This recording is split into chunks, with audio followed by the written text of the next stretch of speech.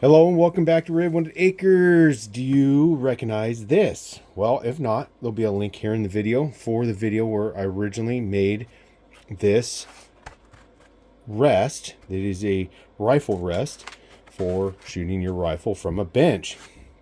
I got the idea from, pre-manufactured ones. I had some material around. I figured why not just try to build one instead of buying one, right? Well, you can see this one's a little worse for wear. When our beloved trooper here, who is a black lab mix, was a puppy, he got a hold of it and did some damage. Still completely usable. At one point, I tried to coat it with the plastic dip stuff, the spray on stuff. That stuff is such a pain. The tips always clog, so I just gave up. So yes, it is worse for wear, but it is still in use. Real popular video here on YouTube. One of my biggest complaints, not that the appearance isn't perfect, whatever, it is what it is, but I would like a little bit of weight to it, to allow me just to give it a little more, so it won't, like, if you just get a heavy gust of wind would probably affect it, but might affect it, blow it off your shooting rest or your table, like a table or a bench. However, a strong gust of wind, unless you made this thing out of that like solid rubber, would probably blow it off there. So I'm going to build another one. So I have some of this other foam, very similar scrap pieces from a Pelican case, if I remember correctly. I don't know. I've had them laying around for a while. And so this video will be a little bit of building and trying out this new Win-On's foam cutter, which is, you can see here, it's got a little wire. It's got a couple different accessories I'll show you. So now let's get into that. Okay, on the original, I'd use some sort of, I think it might even been this one or another cheapo bread knife, like type you get from a dollar store or something, to just kind of saw it out so you can tell that it wasn't very nice.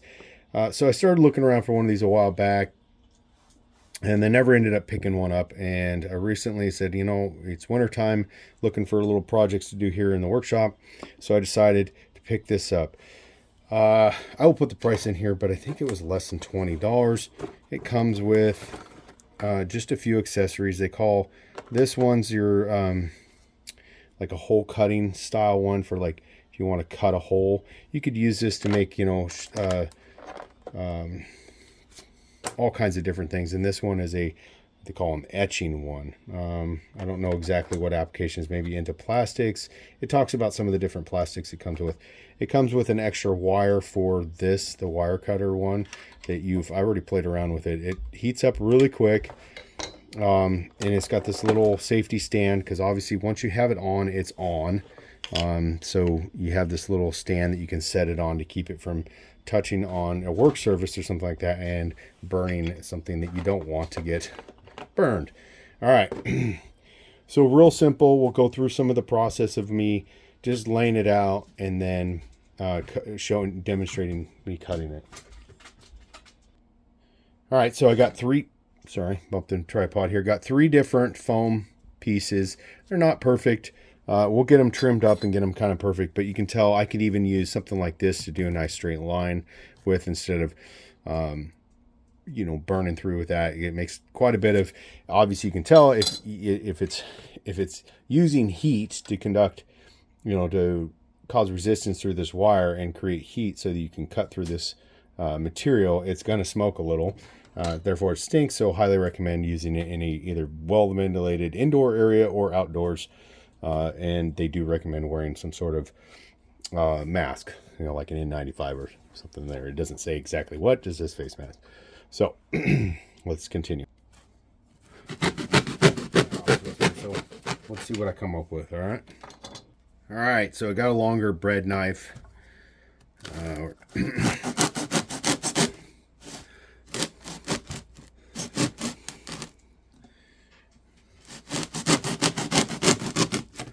Yeah, that's okay. So I scrapped the bread knife for trying to square it off, right? I have one edge there. It's still a little wavy, but it's all right. My DeWalt compound miter slide saw did an excellent job. So 12-inch blade, I could cut through 2 at a time. You can see some of these edges are nice and square. All right, so I have the basic outline for that brick to go in there. The outside ones are going to be a little difficult. I'm going to have to like carve out about a 1/2 inch to 3/4 of an inch. The center one, of course, I'll be able to cut all the way clean, but yeah, so that part's going to be a little tricky. We'll see how it works out. Okay, so I got that carved out, got the brick in there. Now it's time to apply just the contact spray adhesive on. Obviously, if you haven't seen this before, you always spray both sides. You let it tack up, and then you press them together. In this situation, I'm going to be using some clamps. Okay, so I ended up going back to pretty much using the bread knives. The hole one, what they call, worked pretty good for punching the holes in here for the brick, as you already saw. If you're doing fine work, because it's a wire, right, the heat is probably part of it. You see, I mean, it cuts pretty easy. You know, I'm doing kind of a back and forth model, but trying to do this whole thing at one time was too much. I probably should have, and I thought about that before I started, before I glued. Maybe I should have done each individual, but then I was also thinking that it can be kind of a pain to get it all lined up. All in all, I have a second block now that's in better condition. It's got that weight to it that I was looking for, so it doesn't blow around in the wind or whatever. So and I just got 2 different spots. This one, you notice, is kind of squared off. It doesn't have to be rounded. It worked pretty well. I pretty much just cut in from one side down to there, down to here, and then slowly trim that out, and I was good to go. So simple, easy. Messed around with this. Like I said, this is kind of a cool tool, I think, for small projects. It cuts through little pieces real easy. If you're trying to build the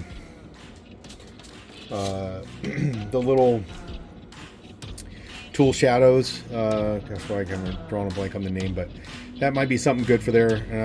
But all in all, I'll put the link for this down below. And if you don't have, so this material, I suggest looking for it secondhand. I mean, by the time, if you're buying this, you can buy pre-manufactured ones. There'll be a link for that one down below, that are like a dense foam version. But if you already have it, or you work someplace, somebody that can get it, hey, and you got a little bit of contact adhesive already or whatnot. But if you have to buy a bunch of stuff to build them, you're probably better off just buying one, honestly, off Amazon. So, but I have all the stuff already. I did buy this, of course, but I'll probably end up using it for other projects because I do this type of stuff. So let me know what you think. Put your comments, questions down below.